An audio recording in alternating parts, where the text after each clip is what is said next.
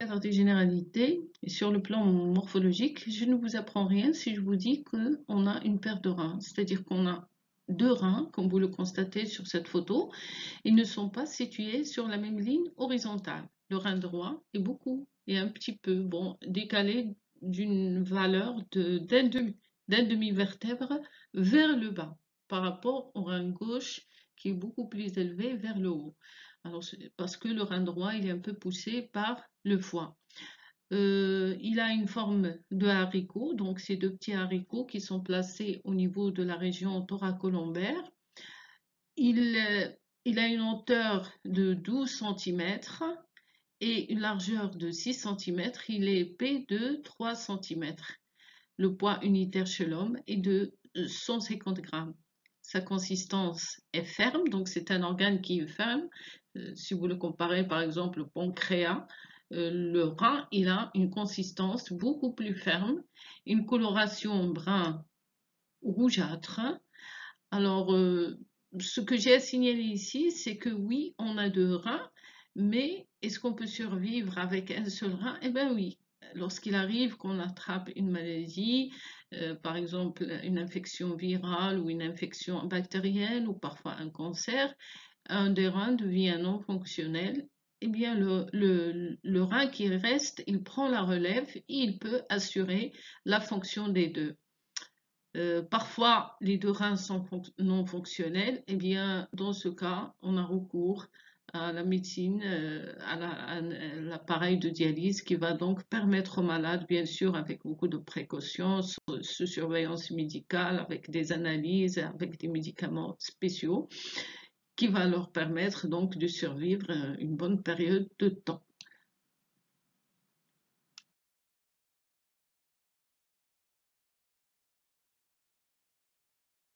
Après avoir fini avec les généralités, on va s'intéresser de près au support physique de cette fonction rénale, les reins bien sûr. Alors, on a ici deux coupes de reins, une coupe réelle, où l'on voit, on distingue deux zones, une zone claire qui est le cortex, et une zone beaucoup plus foncée qui est la médullaire. Si on regarde le schéma d'interprétation à côté, eh bien, on constate que le rein est délimité par ce qu'on appelle la capsule rénale, qui est donc une membrane ferme qui adhère fortement au parenchyme rénal et qui lui donne cette structure ferme dont on a parlé au début de ce chapitre. Si on part de la zone médullaire, donc on observe la zone médullaire, ça correspond à un ensemble des pyramides de Malpighi. Les pyramides de Malpighi sont des structures, des formations anatomiques triangulaires, raillées. Il existe 10 à 18 pyramides par an et à partir de ces pyramides de Malpighi partent des irradiations vers la zone corticale, c'est-à-dire que la limite entre les pyramides de Malpighi et le cortex n'est pas une limite rectiligne, mais elle est caractérisée par le départ de la zone médullaire vers le cortex de petites irradiations qu'on appelle les pyramides de Ferrin. Et ça fait partie de la zone médullaire. Entre les pyramides de Malpighi, on a ce qu'on appelle les colonnes de Bertrand. Et entre les pyramides de Ferrin, on a le labyrinthe. Alors, le labyrinthe et les pyramides et les colonnes de Bertrand, ils font partie de la zone corticale. Au sommet de la pyramide de Malpighi, la structure qui existe au sommet de la pyramide de Malpighi s'appelle la papille, qui débouche vers donc un canal qu'on appelle le petit calice. Un rassemblement de trois petits calices, ça donne ce qu'on appelle le grand calice, qui va déboucher, les grands calices vont déboucher vers le bassinet, et c'est dans le bassinet, comme son nom l'indique, que se rassemble l'urine pour être évacuée à l'extérieur du rein par l'urtère. L'espace s'intercalant entre les petits calices est appelé sinus rénal. Toujours dans le cadre de l'étude anatomique et histologique du rein, on va s'intéresser de près à l'unité fonctionnelle et structurale du rein qui est le néphron. Unité structurale, ça veut dire que le rein est formé par plusieurs néphrons, eh bien ça compte plus d'1 million, et fonctionnel parce que ce qui se passe dans un néphron, ça reflète exactement la fonction rénale. Donc on va s'intéresser sur le plan physiologique à étudier ce qui se passe dans un seul néphron, en tenant en considération que ce qui se passe dans un seul néphron, ça se passe dans tout le rein. Donc, vous voyez aussi que le néphron, il se situe entre la zone corticale et la zone médulaire. Il y a une partie qui est située dans la zone corticale, il y a une autre partie, et ça on va le voir en détail dans les prochaines diapositives, qui est située au niveau de la région médulaire. Examinons de près la structure du néphron, les différentes parties du néphron. Alors, comme vous le constatez, sur ce schéma, vous avez le néphron, et on l'a déjà dit dans la diapositive précédente, le néphron se situe entre, il y a une partie du néphron qui est localisée au niveau du cortex, et il y a une autre partie qui est localisée au niveau de la région médulaire, et on va voir lesquelles. Alors, commençons par le début du néphron. Au début, vous avez ce qu'on appelle le corpuscule rénal. Le corpuscule rénal, il se compose d'une sphère invaginée, c'est-à-dire vous avez c'est comme si vous prenez un ballon de foot ou n'importe quoi, et vous lui donnez un coup. Et ce qui découle de ce coup, c'est que vous avez une invagination qui se produit au niveau du ballon. Et bien, par analogie, c'est un peu ça, la capsule du Bowman, c'est une sorte de structure qui est sphérique, mais qui est invaginée donc qui présente une invagination. Cette invagination va englober un réseau de capillaires sanguins qu'on appelle le glomérule. Donc la capsule de Bowman qui englobe le glomérule, ça forme ce qu'on appelle le corpuscule rénal et qui constitue la première partie du néphron. Alors, elle se poursuit par un tubule rénal à proximité de la capsule de Bowman. C'est pour ça qu'on l'appelle le tubule contourné, parce qu'il fait des tours. Il fait des tours, ce n'est pas un tube droit, donc on l'appelle le tubule contourné proximal. Il émerge directement de la capsule du Bowman et se dirige vers la région médulaire où il devient l'once de Henle.